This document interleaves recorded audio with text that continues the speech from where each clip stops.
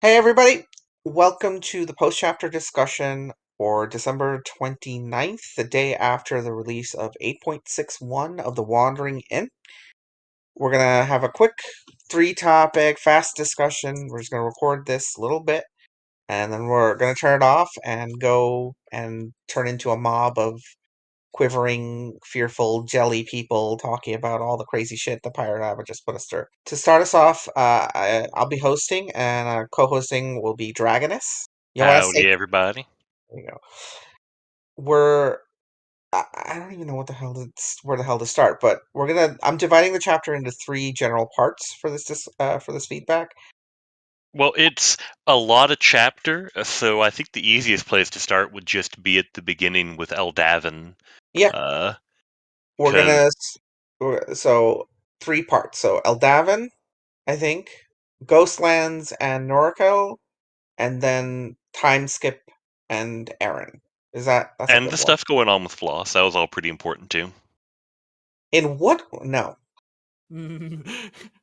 Alright, so it's important because it informs why Trey doesn't join in the power armor fun times. Helps Yeah. escalate what's going on because now that Eldavin is gone and everyone's in shock, it's absolutely the correct time for him to make his move and try and free What's-Her-Face.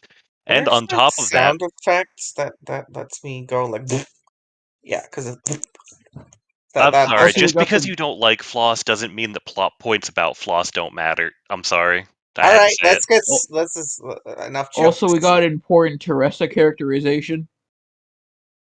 Is that I've already forgotten her name? The other twin, the British twin. Teresa?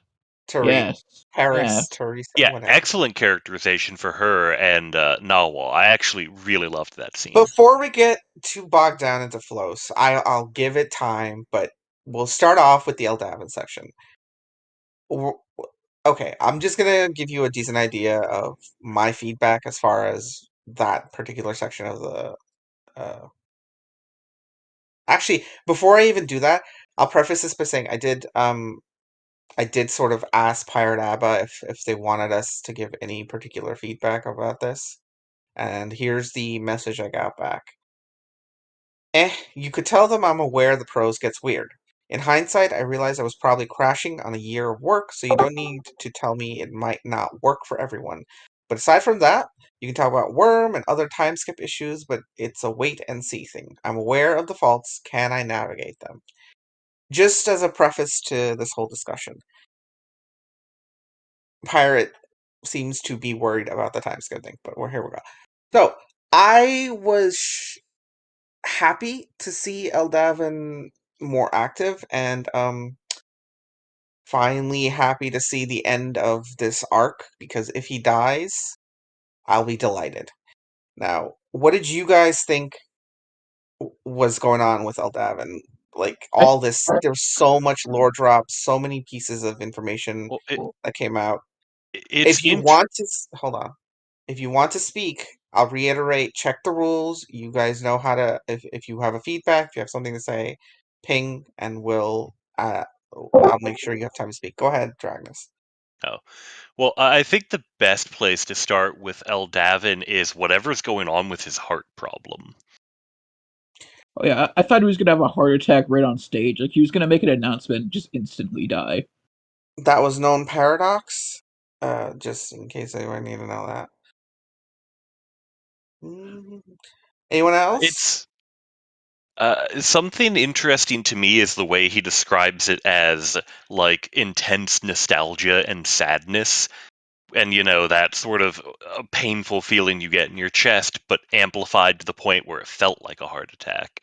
And I wonder if maybe the Eldavin personality construct, whatever is going on with this simulacrum, isn't starting to grasp that something is fundamentally wrong with what he remembers and what he knows versus what he should remember and what he should know, and that dissonance is deeply painful. Rosie, you had something to say about Eldavin? Yeah, I mean, I would say that it's, I think, the culmination of everything Tyriarch warned us books ago about to Ryoka about why he doesn't get involved, that he's in immediately giving Wistrom all of these things, the multi-message scrolls, the new teleportation work, this grand ritual in bringing them into war and finishing the Iron Man suits. He is accelerating something past its natural lifetime to the point where he's leaving out mortals in the decision-making process. We see Fior really get frustrated with that, regardless of whether you think Fior was actually doing a good job or not. The point is that I think the dissonance with the heart is also a literal manifestation of this dissonance of what Eldavid is doing is everything Tyriok was afraid he would do if he ever got entangled again with mortals he cared about, which is absolutely fucks shit up, and which he doesn't feel like he should do, because now, I mean, arguably he's unfucking shit up because the worm is doing the same thing with Island Davis, but you get the point. Whitebeard, you wanted to say something?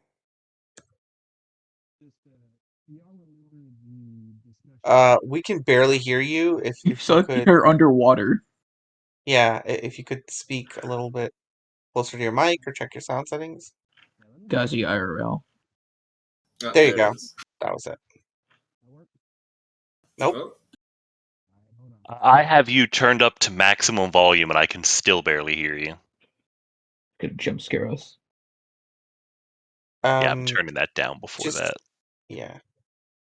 I'll give you a few minutes to figure out your sound settings and just go into the breach here. So as far as the feedback for the Teriyark sections go, I thought it was a little jumpy. It felt like we missed out on a little bit of what like he. It was on purpose. I thought it was on purpose that we went from one thought to another thought to another thought as far as Teriyark's mental, or sorry, not Teriyark, Eldavin's mental headspace was. It was very like he was pulling himself all over the place. He clearly had a plan, but for whatever reason, the memories were constantly coming back. And I thought that was because he was back into the headspace of interacting with the world as, in a way that he hasn't in a long time. And all of those the artifacts left over from the real Teriyark, who's dead and gone forever, it was No. just like flooding back into him, and it was reminding him that this is dangerous and this is everything. But I think we're probably not getting ahead of ourselves to focus in on the aspect of Eldavin's journey in this chapter that's most important for me, is the prophetic pronouncement from um, the fucking asshole Black Aaron. Mage. Who? Aaron. No, from Black Mage. Yes, his name is Aaron. Aaron, not Aaron. Oh, sorry. Confused me there. But anyway, from the asshole that Eldavin is not long for the world. I'm not sure if okay. For me, it wasn't as impactful. I mean, I got what Pirate was trying to give us chills, but it wasn't super impactful for me. I got the feeling that Eldavin's destruction was already like presaged by the whole Cognita fight. He's been dying in slow beats over time, so him dying again is just like whatever. For me, it was whatever. Did you guys have a visceral any kind of reaction when you heard those words? Did you think it was a big deal? What do you think is going to happen? How do you think he's going to die? Because putting himself at war is a whole thing. I Ren says it felt more weird than creepy or unsettling to me. You had something to say, Dragonus? Yeah, I was gonna say, yeah, it was a weird thing. I was creeped out and unsettled, and a lot of this chapter had the feel of like him being close to a breakthrough and sort of remembering who he really was and fixing whatever the link missing between him and his body back in his lab is. And instead, we get this pronouncement that he's not long for this world, and it makes me, you know, really curious because this seemed like a upswing of a chapter for him, and then we get that, and I'm like, well, I had hope. Thank you. Did it feel like a pirate bait and switch to go?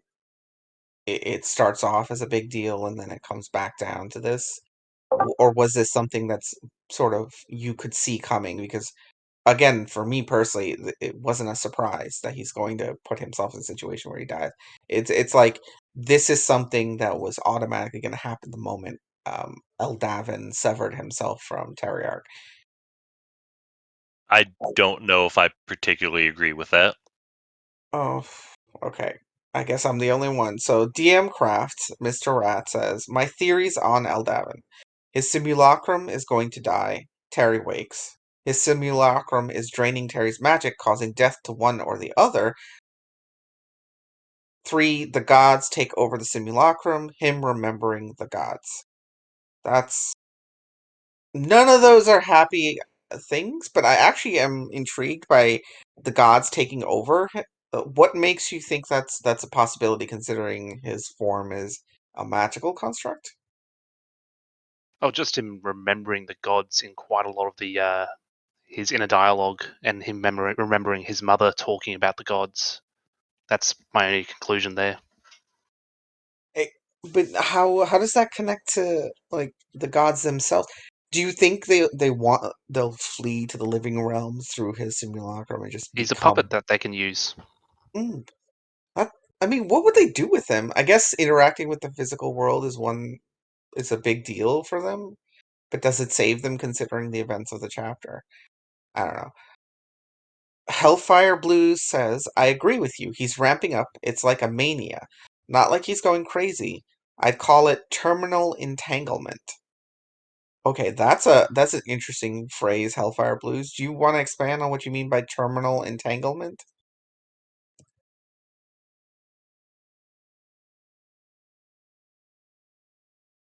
We got a couple of people who vehemently agree with you, but if you have a moment, type something up and I'll say it. Ren, the link between Terry and Eldavin is reestablished, and Terry takes over the personality again. Simulacrum, even. That's number 4 for Ren's version of what's happening right now. I'm And not sure taking over is the right wording for either of the two options. Eldavin is Terriarch. He's Terriarch minus some context and some knowledge, but he still agrees with a lot of the things Terriarch agreed with. He generally acts like Terriarch would act. He just acts like Terriarch a few thousand years younger, is the best way I could think of to put it. Hans, as an addendum to that, says the link between Terry and Eldavin is reestablished, and Eldavin takes over the dragon body, which is creepy as fuck. Whitebeard has his mic, or his or her mic, or their mic finished, so if you want to speak. Yeah, hey, can you hear me? Yep, you're good. Hi, yeah, like I was saying earlier, part of Terry slash Eldavin's heart problems. Do y'all remember the conversation that Astarash had with his chosen, where a dragon's heart is soft as snow or something like that? That's Because a I think that's a that huge might be part callback. of it. It was a metaphor that's apt to what's happening for sure. The idea that to attack Terry, you attack him interpersonally and make him, what's the word? His vulnerabilities are emotional. His connection to Yeah. people. I think I remember the conversation, and that's a really good callback to something that happened in an earlier chapter. Good point out, Whitebeard. But the Thanks, that's all I implication. wanted to say. Oh, cool. That's I don't know. There's something to think about. I hadn't realized that. Again, this is one of those moments where I realize the pirate does tend to occasionally see like personal things really well, if nothing else. Soul Scriber says, as a response to Hellfire Blue's comment that he's ramping up, duty will be the end of me. What do you mean by that, Soul Scriber? Or okay, I guess Uh, Looking at the context, it seems like he was agreeing with the terminal entanglement problem, that like getting involved is going to be what kills him because he feels like he is compelled to help. It's a duty. oh, you're just flagging the quote in the chapter. Okay, sorry.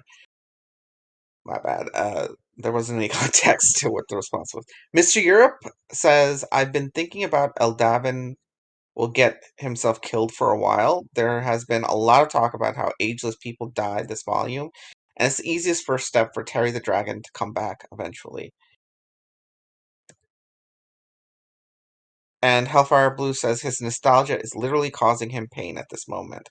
Ren says, I think with Terry and Eldavin, they are different personalities, or more accurately, two distinct possibilities of the same core.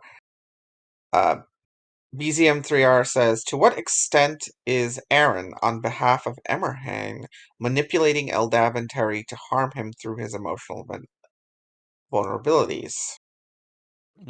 That's a good question, but I'm not so sure. I'm pretty sure that's exactly what's happening right now, right? I That Go ahead. I don't know. I don't know if Emmerang cares about Terry much at all, or Eldavin, or because if nothing else, like Emmerang has to know who Terry is and who Eldavin is. If the God of Magic can't work that out, then frankly, he needs to change his name to the God There of. was a He did. there He was did a call him Salamander, right? yeah, there was a comment when he appeared during the chapter in which he enacted the little ritual to give everybody a text message where he mentioned what is that the paradigm shift chapter where what is that salamander doing, whatever the hell that was.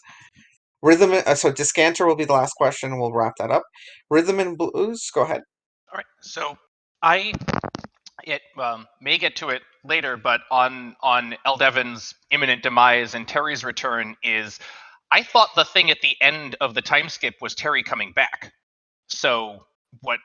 So that was what I. So that sort of means whatever that means for him and for Eldevin in the intervening month. Okay. So Uh, the bit I'm talking about is the Dragon Lord took flight. I thought that yeah. was Terry. Oh, I thought that was the Dragon Lord of Void that was with them. He was leaving to warn people about the things coming up. Yeah, Yeah, so that's it's what not I thought. certain. I see that could be, but my thought is that that's Terry. So it's not. I'm not saying it's proven at all, but that was my impression of who that was. We'll look up I'll look up the line right after this, but last bits of comments. Whitebeard Forever says might just be that Emerhan just sees that Eldavin is dying without a direct link with Terry. He sees that the half elf will die, not the dragon. And nobody has comments. I'm kind of disappointed that Magnolia seems to not going to have anything to do with Eldavin in the end. A And lot of talk Hellfire, between then and now. yeah, there's a lot of time, so we don't know what's going to happen. We'll see if the time skip sticks or not. Nobody says, I'm kind of disappointed that Magnolia seems to not. Sorry. Why? Okay, I'm repeating that. My bad. Brain dead. Hellfire Blues, as a response to my question to him, says, as for my idea for terminal entanglement, I think it's the point where an immortal goes all in. Eldavin is behaving like a mortal right now. Look at the other immortals. They are all hiding. Eldavin has basically put a target on his back. And Lanu asked a question, but since we're wrapping up, I can't get into that one right now. We'll save your question. Just put it in the doc, and I'll get to it after this, okay? All right, so we're going to move on from the topic of Eldavin to the second big one, Wait, before Deadlands. we. Sorry, go ahead. So, do you think that if he actually rested as the healer, the simulacrum would heal itself? Because he's not been resting. Like he's been taking all these responsibilities. He's not even sleeping. He's doing thingies with that half elf. So if like I'm pretty sure Teriak made like a self repairing you know spell in him, but Aldavin is just not using it. I'm okay. I'm gonna say I'm not sure. There's not a lot of information as to what's ailing Eldavin. There also isn't a lot of information as to what could possibly be. I mean, we have the obvious connection to his break from his dragon form, the emotional and cognitive dissonance that he's experiencing from the memory loss, from the disconnects between his point of origin and what his actual thing is, the memories of being a dragon versus the memories of being a half elf. His mind is trying to work around that. The physical danger he's putting himself in. He might just be experiencing the equivalent of battle, what is it, PTSD? And he's about to go back into an experience that's triggering him to experience PTSD. I think Pirate once posted a song that a description that declared him when he had visited the end, a tinker, tailor, sailor, warrior, king, that he's been all of these things, and that's for thousands and thousands of years, and he's digging up all of these memories again.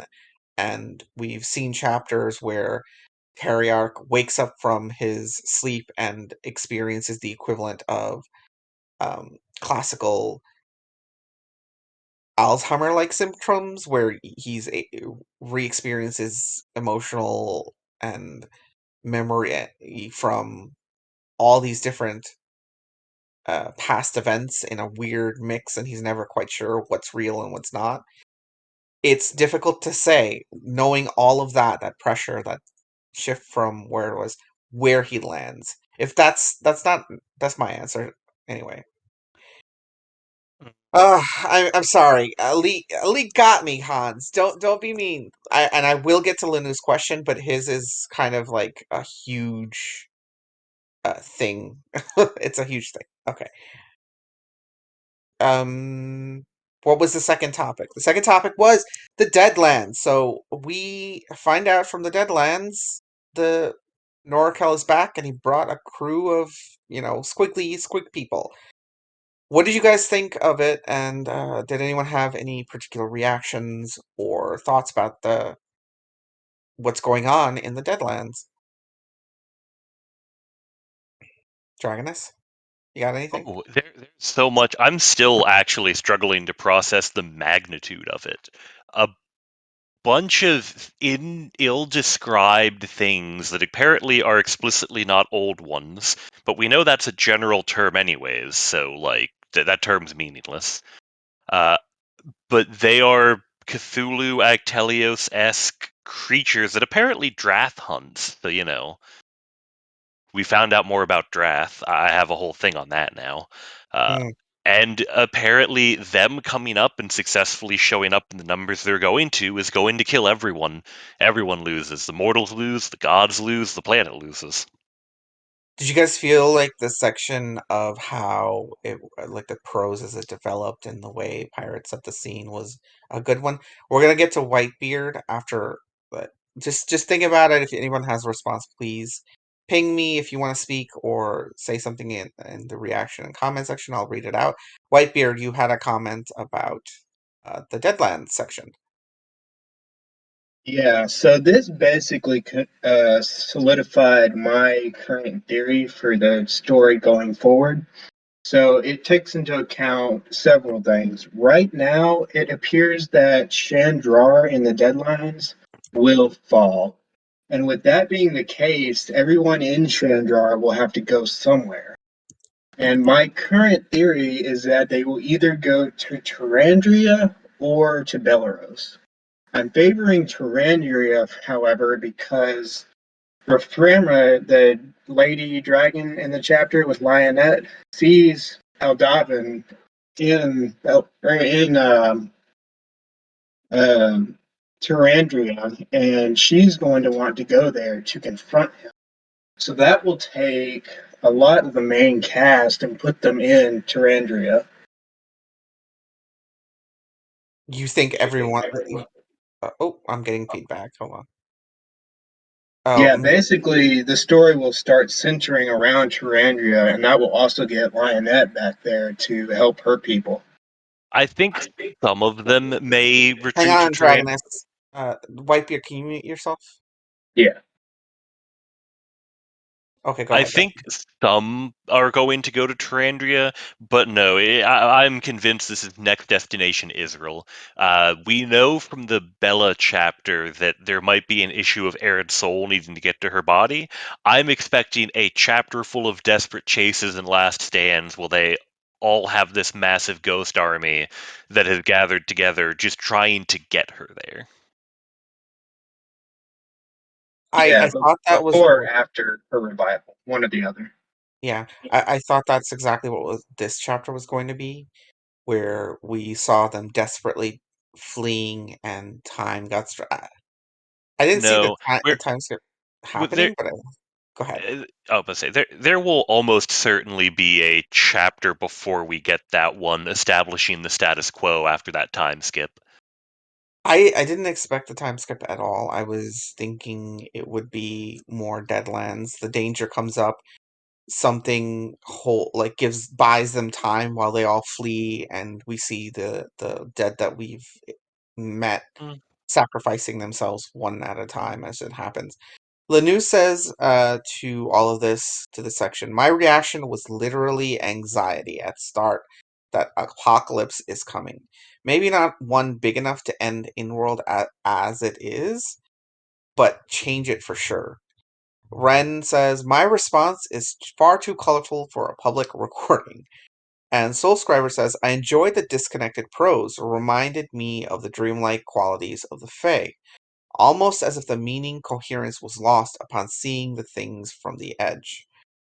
Well, that's a good one. I Yeah, hadn't considered the idea that just the presence of these beings is like it's clear that they're affecting perspective.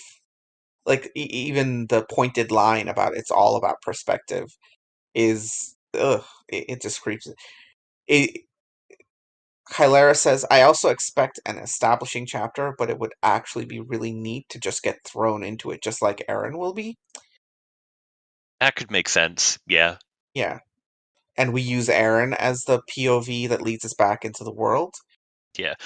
Either way, and like the time skip makes perfect sense to me because we have like 4 or 5 different radical status quo shifts going on at once.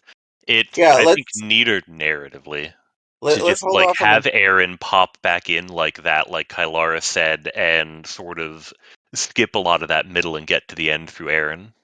yeah, let's hold off on the time skip talk until when we get. I'm gonna dedicate the rest of this to time skip. Rosie, oh yeah, Rosie, you'll be the first person when we get to the time skip stuff. So it'll give me 5 more minutes on this Deadland stuff. So BZM3R says there was some fairly serious thinking in Patreon spoilers about the possibility that this is possibly endgame for Eren, that she might now actually die after doing something big, and folks like Kara might be the new tip of the spear. I'm going to leave the time skip comments for another 5 minutes. So to wrap up really quickly, does anyone else have anything to say about like the Deadlands or the appearance of these monsters or any particular negative or positive critique that they have? To wrap up, oh, Hans has something to say. Go ahead. Yeah, I do have one thing, and that is, I'm getting excited for that Dread spin-off that is surely coming eventually, right, guys? I really hope so because I'm more and more excited by the idea that there's an entire nation that might actively be it might be the equivalent of ghost hunters. You know, they have giant guns, and I'm having a ghost Uh, hunters. No, no, I have it pretty crystal clear in my mind. That thing that they set all of those alchemists on fire about, Mm. making alchemical stuff with Actelios Slash, I think Drath just does that. And, all the stuff we've got hinting at them having like a cultivation novel-esque culture makes me think that their power level is extreme. Lanús says, I thought they will be more scary about the monsters, but they don't seem that scary in their appearance. At least for me. Yeah, that was a little weird. It was very like shock and awe. Oh my god, they're gonna destroy us all. I think the event itself was more Well, shocking. we didn't really get much of a description of them, which I think was probably the best way to do it. We see other people reacting in horror, and then we get to fill those blanks in ourselves. True. I mean, that is the classic Cthulhu type horror. The unseen being the creeping thing behind it. I mean, it is classical horror. Whitebeard Forever says the Last Tide comic might fill in the parts we miss in a time skip. Oh, okay. And Courier says the climbing things made me think of the thing that Bellavere almost summoned. Oh, good point. That Mm. does remind you of something. I have a Deadlands related question. It was unclear to me one thing. Are those things just so horrifying that they appear to be alive or dead? Are they in the Deadlands? Are they attacking the real world? Because it was mentioned that they wouldn't leave ghosts if they died. Did they, as a matter of perspective, just wander into the afterlife instead? So I think that's exactly what it was. I think Norcal went into whatever cage or air, like existence or place that these beings come from, and death and life don't have the same meaning for them there. And all it did was find its way back, and in the process, like lead them up into the Deadlands. So they might only have a certain path. I'm thinking of it like there are holes in reality, and the holes generally lead to the living. But Norcal created a new path to the Deadlands to end existence, to give them a place to come to where they couldn't be harmed, and then they could sort of transition from the Deadlands back to the living, and then just destroy everybody. I have Maybe a or bunch of something, but that brings up a follow-up thought that I had, just to follow that. Do the ones that got capital L lost, because it mentions that like during this long, months-long climb up, some got lost. Did they wander into the real world instead, and now there's about to be a kaiju attack? I mean, could be, could be. It could be anything. Discanter says, "Will there be a temporary alliance with the Five against Norcal and the invasion?" That was my guess last night. Yeah. Yeah, that seems pretty obvious that Pirate's sort of leaning towards that by naming it as a reality-ending, existence-ending thing. Whitebeard Forever says they are outside the system of life and death. They, I'm assuming, means the Cthulhu monsters. Ren says, I think the true nature of their appearance is difficult for us to comprehend. Cool. It's BZM3R says, if it's a matter of perspective, could Ryoka enter the Deadlands while being alive? Could Aaron's revival be a matter of perspective? Mm, I'm That gonna go could with. Go ahead, I would Dragmus. say that could play a part. I think, though, that the perspective thing, there is a certain inbuilt perspective that comes from being born a human being, and you can shift it, you can manipulate it, you can understand it better, like Ryoka has. But I don't know if a corporeal being like us could just perceive ourselves in the Deadlands without, like, maybe specific training or a special class. Or changing the nature of your very existence. The Fae, by my measure, have all are the best example of it because they don't exist. They don't exist in the same time scale, and and their literal reality, their world responds to how they shape their own view of things, changing to fit their narrative. Literally, it's the world of stories. Is how I was always described to me, and it would always shift based on what the story was. They're a good example of it. Their existence is about the change of perspective, but it's not ours.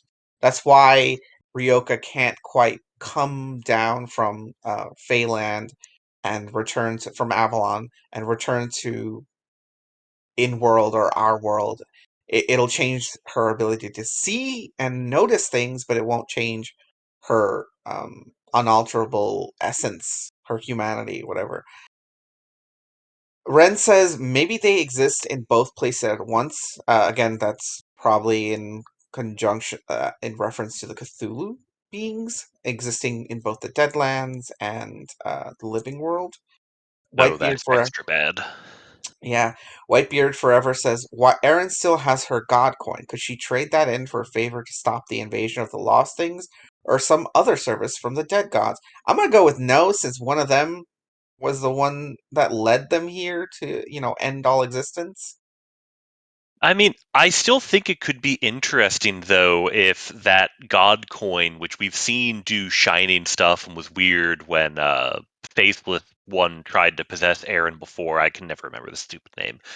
So I think Singa? that could be a cool direction to go, where, Oh, you like, she gets a reprieve from the gods or somehow forces payment from them for something. you're talking about Norikel, the faceless one, the Yeah. the god of lost things, the Yeah, one the who the ghosty, shadowy one. That's just what it is in my brain. You've got ghosty, shadowy one, beard guy, Ponzi dancer, discount wizard. Okay, we've got 2 minutes, so I'm going to do one last question on this topic. BZM3R asks, could it be that the Lost One is the one who will ally with the ghosts, plus Aaron, and use these outer space things to fight against the other gods? I'm gonna go with no, since No. yeah, I got the definite sense that it has gone suicidal and decided to end all existence, or at Uh, least I don't know. I have a different theory, actually. This could be a bit of a crack theory. So it's described as being from so far out that even compared to the gods, it's weird. I think that from its perspective, this is a winning play, and it may have been here the whole time, looking for its chance to eat everything. Because the gods want to eat everyone. He could be saying, hey, this is my chance to eat the other gods, too, and eat everything. And then I won't care if nothing is left. It's a matter of Did perspective. did I skip over Discanter? Did you have something to say about the Deadlands fighting? Discanter? D- okay. Uh, I think I might have skipped over Discanter. Did I get to Discanter, Dragonus? I don't even see where did Descanter ping at some point? I don't see it. Yeah, he pinged me way back just after Hans. Oh, I was just going to talk about the truce. I was just going to talk Okay, go ahead. about the idea about alliances with the Go five, ahead. some of them. Well, Yeah, that go ahead. was pretty much it. I was going to find figure out is was thinking about possibilities of the alliance with the five, or possibly only some of the five, or temporary things. I think, but it feels like there's something. It feels like there's something there, and that was pretty much it. Oh, okay. Last comment. Mr. Europe says the god coin was just a trap as far as I'm concerned. The gods don't seem very interested in following any kind of honor. Tamarath even tricked Lacan, sorry. Okay, and that'll be it for the Deadlands on the recorded aspect. We'll come back when we are doing questions. So the next topic is the time skip. So at the end of the chapter, we find out as the ghosts return to Kelt that there has been a month-long time skip, which is the equivalent of like 30 years in real time for us, because that's how long Pirate will take for that 1 month. So we're gonna start off with Rosie's comments about the time skip. You asked to speak about it, and we had to pause for a second. All good. This is kind of directed at the time skip as a story concept. I Hmm. know there's been like a lot of back and forth about whether it'll happen, whether it'll jump back, and I've thought about it. And I really think it could really work well, specifically because a lot of the time, the reasons a time skip doesn't work is because you've missed out on all that time of a character evolving, growing, experiencing things. So you feel a disconnect from it. Versus this is the flip side, where in a way it could really help us connect with Aaron, who was suddenly revived in the midst of all kinds of shit happening she didn't even know was going on, like Nolmut, like the details of Nolmut and Lionette and the dragons and all of that. And so suddenly she's divorced from everything going on, and so are we. And she's divorced from everyone and all the changes they've had, and so are we. So I think in that sense, if we land with having a multiple chapters of her perspective, it could really work. On the flip side, it would also make us feel a bit more disconnected going back to the other POVs. But the same is true as if we cover that month and then we jump into Aaron and Aaron's confused. And we're like, Aaron, why are you confused? Because we just read all this stuff that happened this month. So I think it could work either way, but I do kind of hope that Pirate actually does the time skip because this is one of the few times I think in a story that a time skip could actually really work for character development. So as a redirect on that on your comment, so if Aaron comes back and becomes a POV character again, and we see her re-entering this world, and a month has passed, and all of these events that we saw developing, percolating in the background, would that cause readers to turn off because we didn't get to experience all of these built up events, the newt, the dragons, the development of the war in Aelan Damas, all of these significant things will just get sort of passed over. And one of the things about the Wandering Inn that's super important for me is that we don't just skip over things. We actually do get to experience everyone's life and existence and what it might be. Just a question. You guys think about it. DM Craft did have something to say about the time skip. I feel like this is not a immediate threat, but maybe the threat is to resolve or end of volume 9 plus. I'm assuming this is in reference to the Cthulhu monsters. As is, they were watching for a month, and for them to just stand up, it will take a month to a year for them to walk anywhere. My opinion on life death is they exist in both realities, so life death can fight them. So that's an interesting perspective. The idea that the Cthulhu monsters themselves will be slowed down by the nature of the Deadlands itself. Dragonus will now speak. All right, so time skips as a concept. I think, and so pirate with the thing that they mentioned to Oshi about comparisons to other things. You have Worm, like one of the most famous bad time skips in all of web serials. I think that this is an ideal place to use one. You have a ton of different status quo changing events, a ton of people on journeys, in battles, and like I said in response to Mr. Europe a minute ago, I think what we're going to see is a lot of stuff that's in the air settle into one step before resolution so that we can start hitting all those high points at once and skip the busy work. I think that that's sort of the ideal way to do a time skip, but I'm fairly certain that's similar to or close to Pirate's plan. Okay. Okay, I'm going to go through the comments, and then I have a question to pose for everybody. Kel says we would finally understand how Ryoka felt returning to the inn and getting the rundown on everything that's happened. Mr. Europe says, I have one big problem with a full time skip, and that's the fact that we probably missed some Horns reunion and Lion reuniting with Mirsha. That would be a huge turnoff for me, as if the majority of the volume was just pointless and didn't get resolved. Kylera says we could still experience them. I'm assuming the events that I was referencing and Mr. Europe was referencing. Imagine Kissenver relating the adventures of the Horns of Hammerhead in Chandrar. It would be amazing. Yeah, there could be chapters where we get it storybook style, where they sort of remember things, and which would be interesting. Ren says the only thing that I'm potentially sad about with the time skip is not experiencing the reunion of the Horns. Also, stuff with Ryoka. Okay, I don't know what stuff with. Oh, you mean with Kara and stuff? I guess. We're getting a book from her. I think we're good. Dragoness, in response to Mr. Europe's comment, says, Oh, well. you just. I think it will be the opposite. We are getting a ton of things jumped right close to resolution, or otherwise there would be a ton of busy work getting there. And Hellfire Blue says, or, ... it's a false time skip, meaning it was meant to tie off the volume, but we will get back to our original timeline. Huh. So you think possibly, instead of it being an actual time skip, what it is uh, a what is it? A future scene that we will eventually meet when we get through all of the events that are happening right Oh, now. yeah, like it's setting a timeline that if we go back to normal chapters, we know in our head there's a countdown, 1 month till Eren gets, the news and the invasion starts.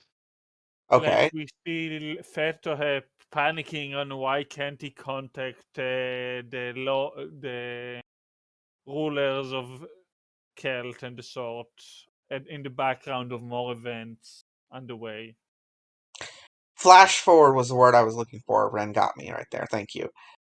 Rosie says, I agree. A good solution could be an epistolary storytelling, like Aaron watching Remy's documentary showing the Horns reuniting. Do you guys know what epistolary means, or do I have to give you definitions? Google it. Google it.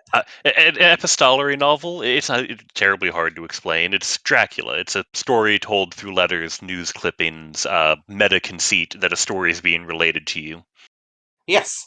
It would.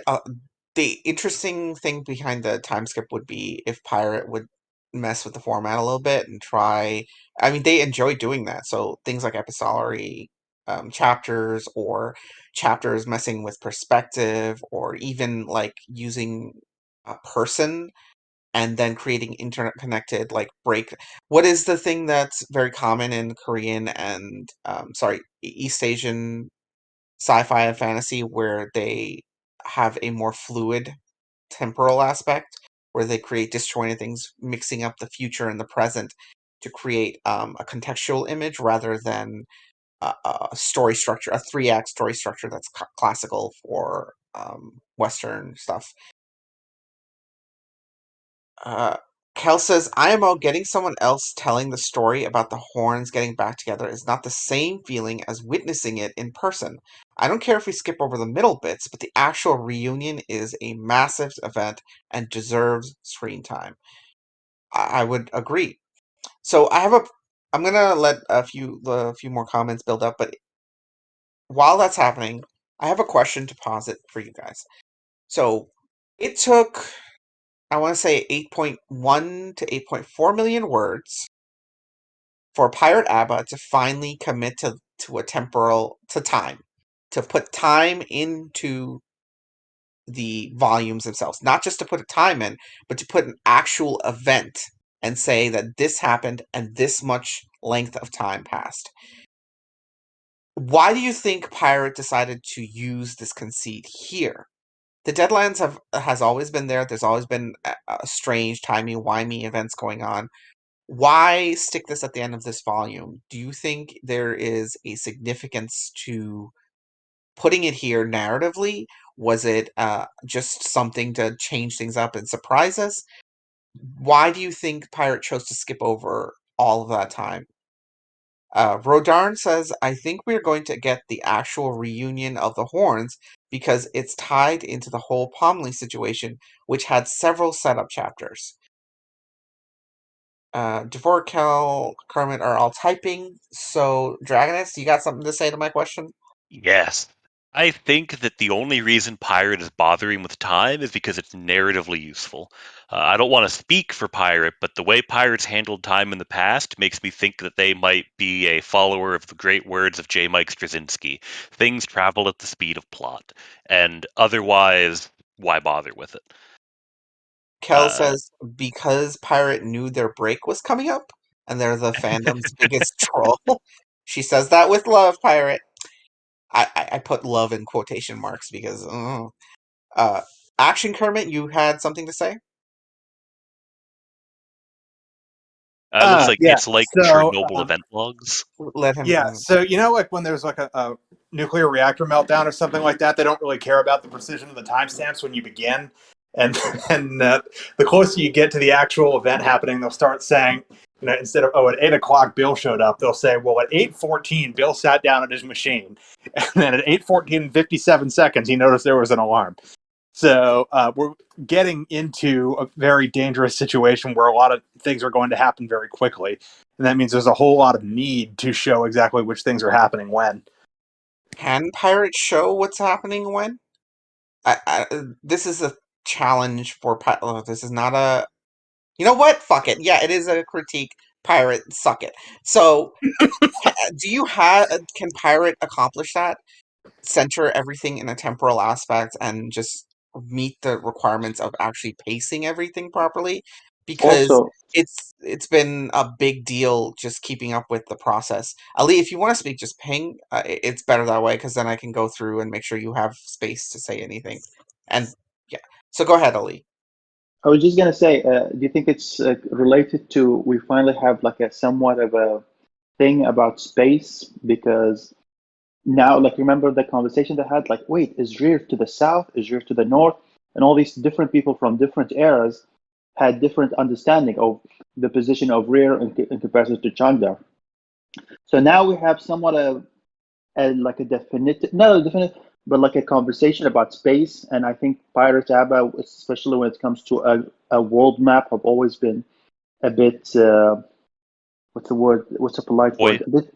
A bit like, it's not solid. They never gave us something that says, oh, this is the world map. Because I think the world changes at that point. It's not set in stone. There's some weird magic sort of rift thing happening. So I'm wondering if that's related to finally being concise on time. We are finally having like, oh, this is the space as it is right now, so this is the time as it is right now. Just a thought. I have no idea what you mean by space. Well, I get what he means. So I think this ties into the argument as well about if in-world is flat or if in-world is round. Because you have the Earthers saying, look, you can measure this, it's round. Everybody that lives there is like, no, it's flat. We've mapped it.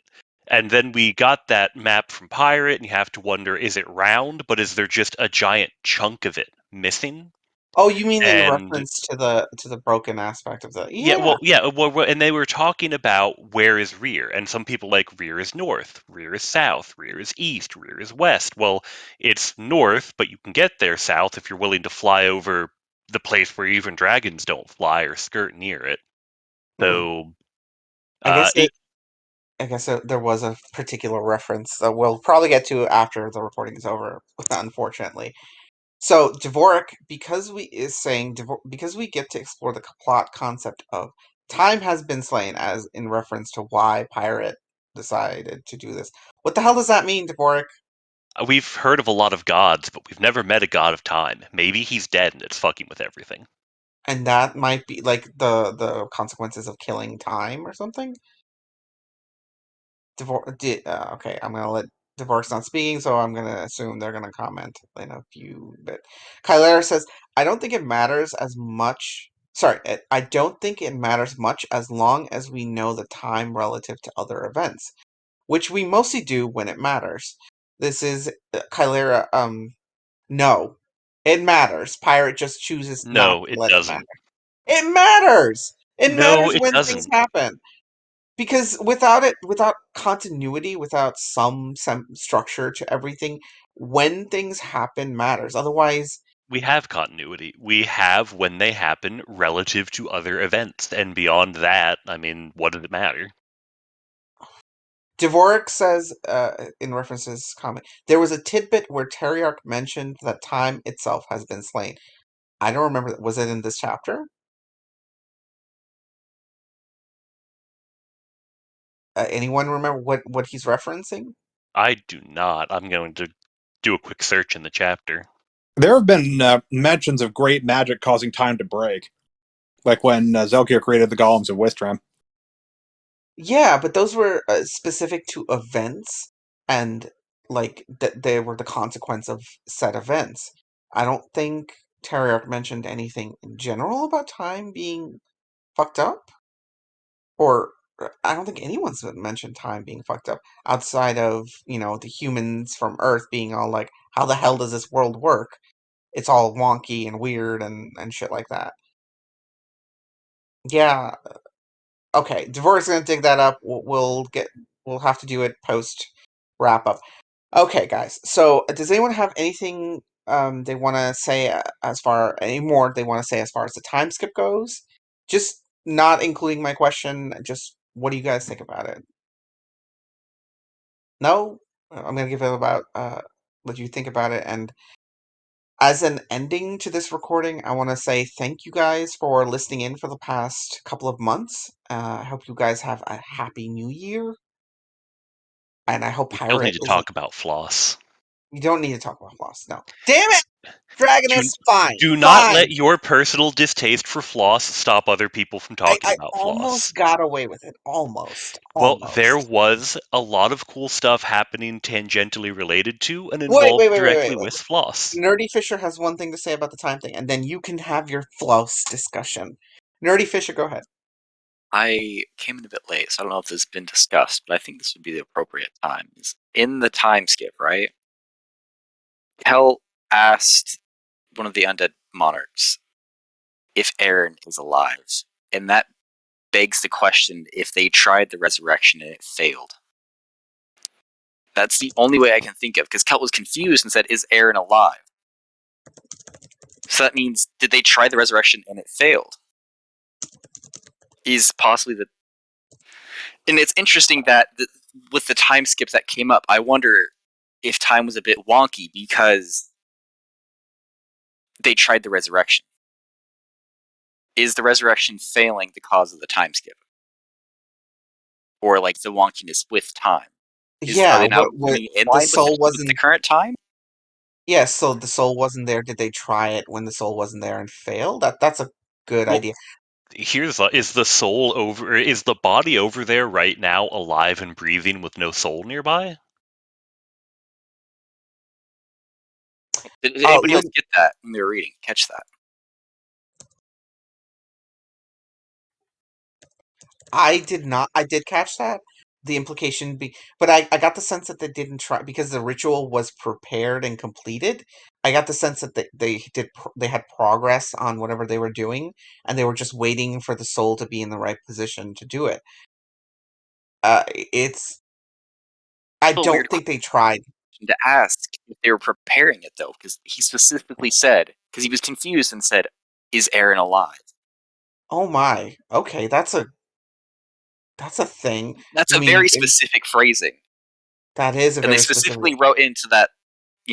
I felt I can't pronounce. I can't remember the name.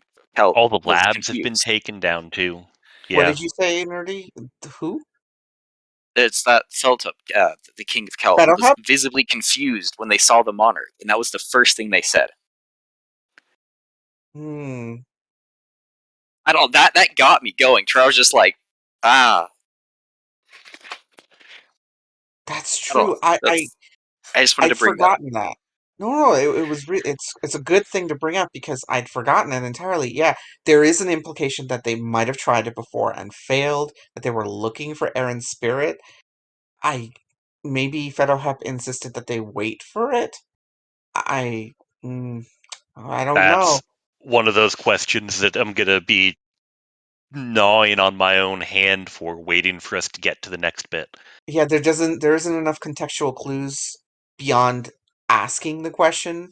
It's one of this chapter is a lot of holy shit, what happened? What is the implication of it? We don't really know. We just have pure speculation. So DM Craft says he hasn't heard back from the inn people, and though they were bringing the message. I think that's a typo. It might be and thought they were bringing the message. Yep, Oh, just got corrected. okay, and thought they were bringing the message. What are you talking about, Brat? I have no idea what he's talking about in reference to what. He hasn't heard back if it's been done or not, and thought that the rulers had shown up to tell him. Oh, I see. Rodarn says it could be in mention to Aaron's spirit, not knowing if anything has happened to spirit her. I mean, they disappeared for a month. I think there's a lot of reasons why he might ask the question and a ton of speculation about it. But we don't have forever for time, and it is time to talk about Floss. Yeah, go ahead. Wait, one And thing. Rosie, I personally think it's likely it worked, but the body is in a coma. Hence asking if Aaron's soul is in there. Is her soul alive still and just not in her body? That's a really interesting idea. yeah, Go ahead. all right. So Floss, ton of fascinating stuff happening with Floss this chapter. Troy is about to make his move right as a army is breaching the walls. Well, we get this conversation I've wanted for Terrace for about as long as it's been. To read through some of the comments, Mr. Europe, Terrace got great character development. No, Narwhal might finally break free from her shitty clan. I agree. This is what I've wanted from Terrace forever, and it's a fascinating reason for her to be so all in for Floss. Mr. Europe says Terrace got great character development. Narwhal might finally mentally break free. Is that Nawal? Okay, Nawal might finally Yeah. That finally said, I mentally don't break think free she'll from be breaking free from her clan. I think that she is about to commit some relic level peerless magic crafting and then die. And Yeah, that's how Floss is going to get his good sword. I don't know who Narwhal is. Guys, stop using Narwhal. It's Nawal. Nawal Sharif. It's a friggin' Arabic name, guys. That's a shame because she is actually really cool, and I hope she doesn't die. I I hope she comes out the other end of this with, like, getting her Peerless class back or getting a whole new class. Yes, Nerwal will live hopium, says Hans. I have Nerwal will live hopium. I think the But possibility she becomes Floss, one of the. Ali, just seriously, dude, just ping, just yeah, ping. she could become one of the 7. Yeah, I think that's what you just said. Is Yeah, that what you exactly. said, Ali? Yeah. Like she becomes like one of the new non-combat sevens because he doesn't have non-combative seven. He used to have two, right? Yeah, and she might even survive this and get like that boost and some counter leveling in the desperate situation. Lose the red off of her class, come out the other end, and Nawal Shifra transitioning to not using Tanusan techniques and claiming this is flosses, says DM Craft in the reaction chat. That could be very interesting, yeah. Ren mentions, I think Nawal might create a new type of magic metal. We did get the establishment of a Damas's steel as something to build off of if they do happen to do that. And Hans would like to make a comment? Yeah, because like her part ends like really ominous with I would sacrifice everything for this, and she goes, this is the last Smith of Clan Tenosen's final work or something like that. So you can obviously read that like she'll die, right? But I'm also on Team Hopium. I'm like, after this, she won't be of this clan anymore. She'll be rid of her really quite horrible garbage clan, and will finally Yeah. be a smith of flaws, or just a free smith instead. That's my read. And if I'm wrong, I will, I'll cry. But Yeah, and that could be interesting if what she's sacrificing is that sense of identity that's really defined her and coming out with like a whole new class as a result. And Rodarn says that you are all missing the biggest part of Trey finally making his move. It means we might finally get the fated encounter of Ghazi and Minzy. Oh, yes. As a note to that, I always had it Minizy instead of Minzy, but Minzy's better. Yeah, Minzy, both are excellent. That's from this chapter, Oshi. Okay, Dvorak found that thing we were talking about earlier. Apparently, someone slaying time was a specific event like the Kreller Wars, or the time magic went away. Oh, I see. So, this setting's been around for a staggeringly long amount of time, that's for sure. I Next wonder if comment it's from DM Craft, as if she has two poetry smithing skills, and instead of getting the final one related to Tennyson, she dedicated it to Underflaws. so she's effective. I'm still trying to process what it means that, like, there's an implication that she lost the Peerless class, right? She doesn't Yeah. out and out say it. She uses poetic language when she's talking about it, though. So there's no. For those who are pedantic, there is no textual evidence that she lost the class. No, Only implication. there's plenty of textual evidence that she lost the class. That's what implication is. If you say so, but I'm gonna get like 400. The text doesn't say She that. she says I was a peerless magic smith. She says it past tense. She did lose the class. She referenced the blood But comes for me. she could just be saying that I was in worthy of my title the same way the No, dwarf no, people look. no, no, no, no, no. My class. I was a insert class level class brackets peerless magic smith. He's no longer a class peerless magic smith. He then focuses heavily on the peerless. People can complain all they want if it's not perfectly spelled out for us, but I don't know. I appreciate the pirate thinks that we have brain cells. Okay. Uh, DM Craft noted the particular quote from the chapter where she says that and then says the blood comes for me. I don't know what the hell that means. Red text. No, I know. Was it red text in the chapter? Yes. Ooh. No, it Wait. wasn't, but it's No, it clearly wasn't. referring to it's clearly referring to red text. To a blood class? Yeah, I see what you mean. Hans says the question is if she gained a red class or just lost the peerless, and this might be the answer that she did gain a red class. I'm still very much I skim over most of this stuff, so I don't know what the consequences of her failing was. But apparently, she killed her brother, and her dad's dead, and her Uh, clan is essentially like her put to shame. brother was dead ages and ages ago, and the consequences of this are that everybody sort of understood, but her clan panicked and ran anyways. and she is staying there, refusing to leave. Oh, that's right. She stays, the rest of them were cowardly and left. Got it. They abandoned her to her fate.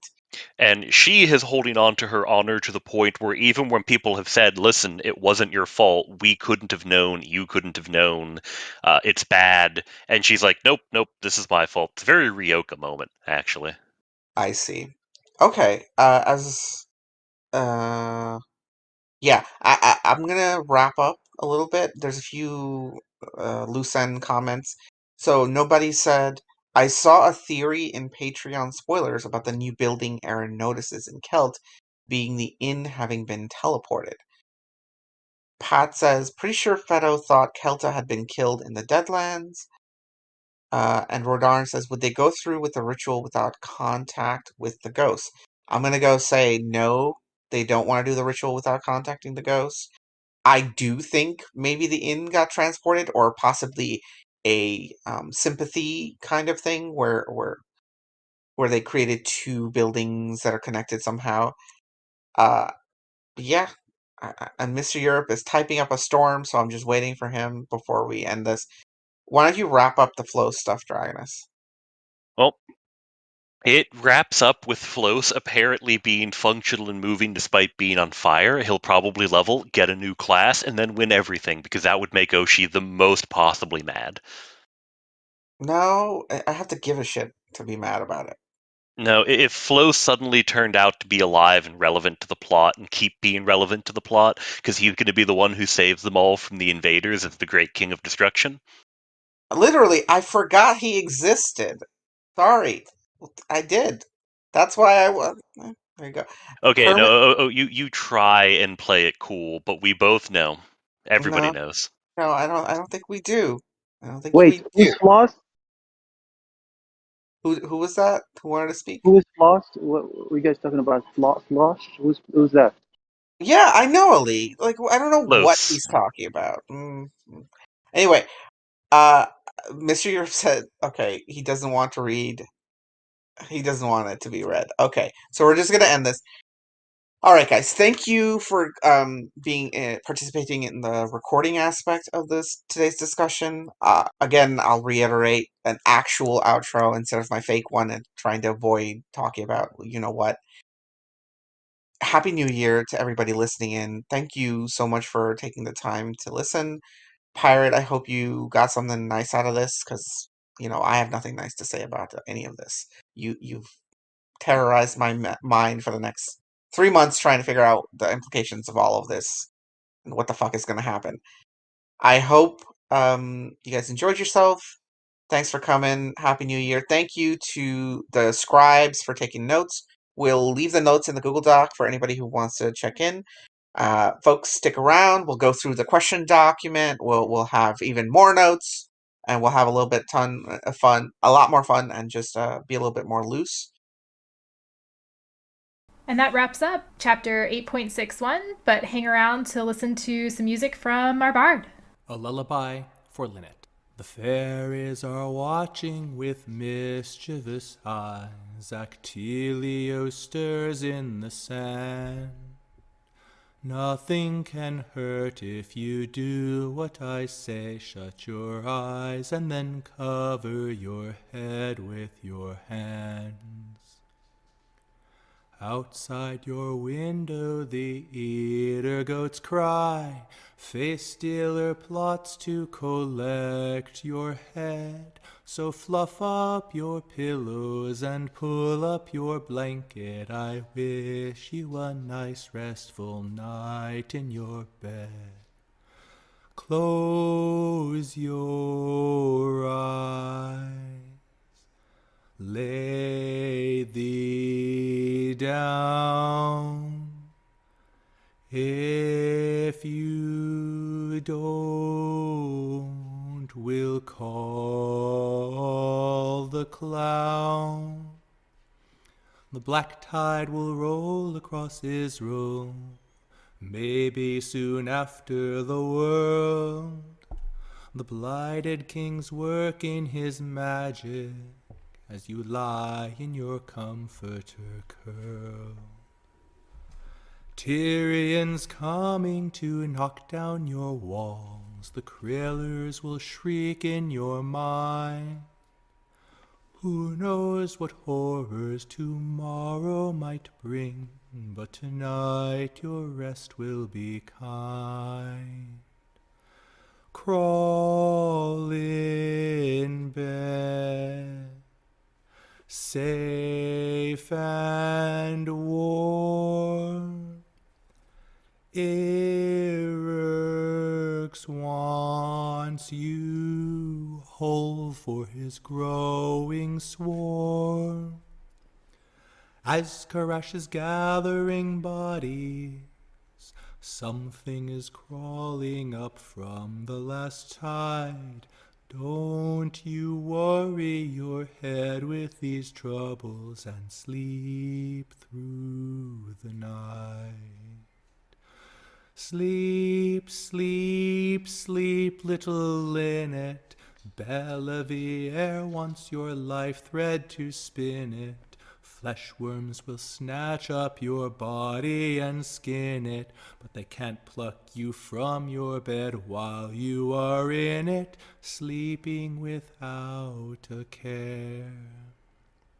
Snug in your blanket and pillow fort lair, sweet dreams of dead gods find you there.